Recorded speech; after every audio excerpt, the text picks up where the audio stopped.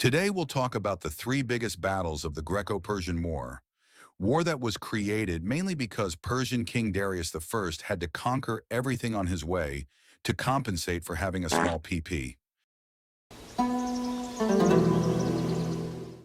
The Battle of Marathon was the first battle that happened in year 490 BC, and it was one of the most clever ways to stop a bigger and better prepared enemy.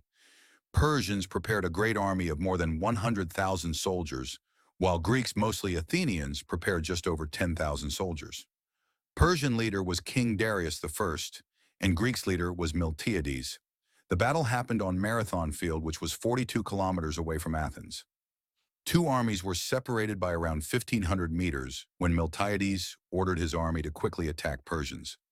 Persians weren't prepared for this, and because of that, the center of their army got crushed very quickly and relatively easily, leading to mess and chaos in their army, which Greeks used well and completely destroyed them. At the end, Persians were forced to retreat, and they lost the Battle of Marathon with horrendous casualties, over 6,000 dead soldiers, while only 192 Greek soldiers died, and now there is a statue with names of all dead Greek soldiers, which Greeks, of course, don't know anything about because they have other, a little bit bigger problems. After the victory, knowing that citizens of Athens were still afraid and didn't know what happened, brave soldier Philippides ran over 42 kilometers to Athens.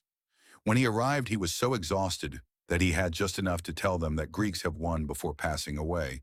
Truly a remarkable warrior. But he skipped cardio. The Battle of Thermopylae happened in year 480 BC, and it was part of Greco-Persian War. It was Persia's second attempt to conquer Greece and Persian King Xerxes.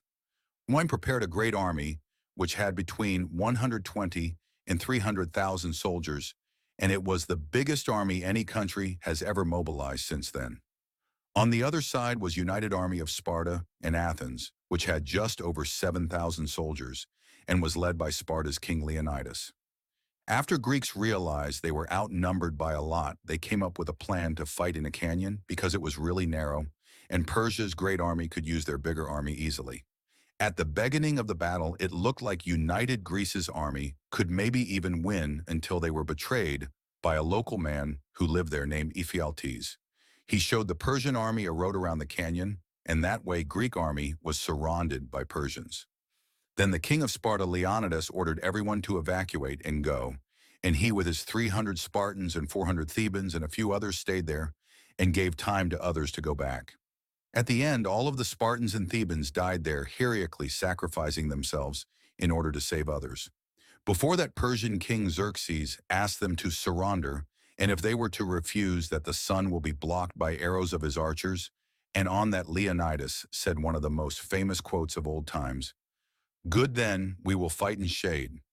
At the end, Greeks lost, but still they made serious damage to Persia, with more than 20,000 Persian soldiers died, while only 2,000 Greeks died.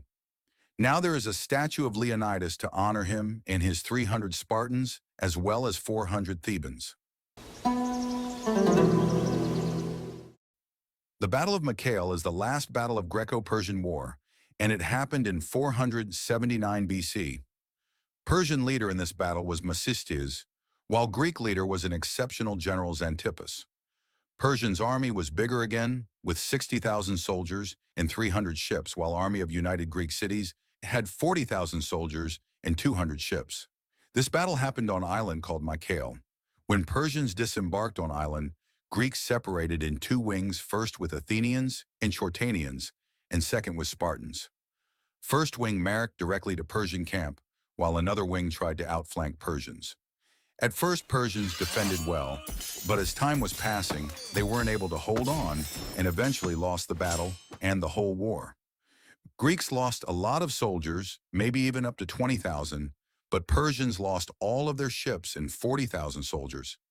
And that is how the biggest war at that era ended, with United Greek Cities taking the victory over Persia. And everyone lived in peace and happiness, except Xerxes, because he needed 7 days to kill less than 10,000 Greek soldiers